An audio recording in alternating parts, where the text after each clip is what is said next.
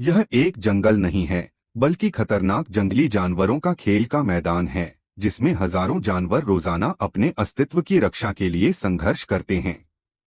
इस घने जंगल में दो प्रकार के जंगली जानवर प्रमुख हैं। शेर मांसाहारी जानवरों का सरदार है, जबकि हाथी शाकाहारी जानवरों का सरदार है।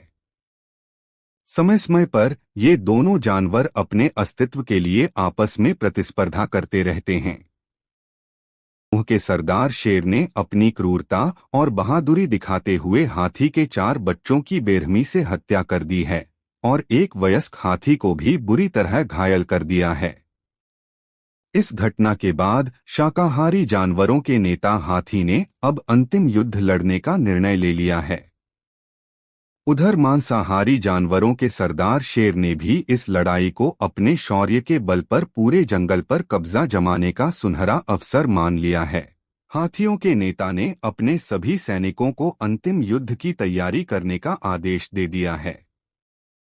उसी तरह शेर ने भी अपने पूरे दल को हथियारों से सुसज्जित होकर युद्ध के लिए तैयार रहने का निर्देश दिया है।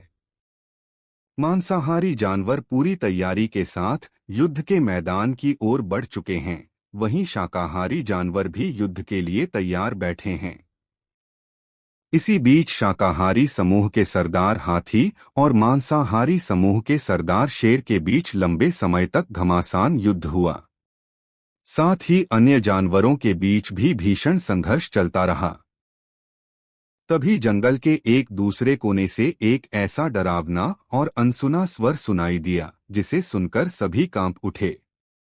वह आवाज किसी और की नहीं, बल्कि डायनासोरों के एक विशाल झुंड की थी।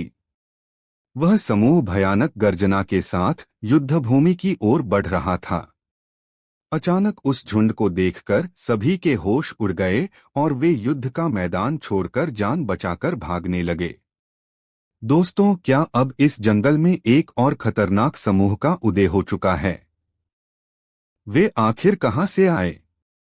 यह जानने के लिए भाग 2 का इंतजार करें।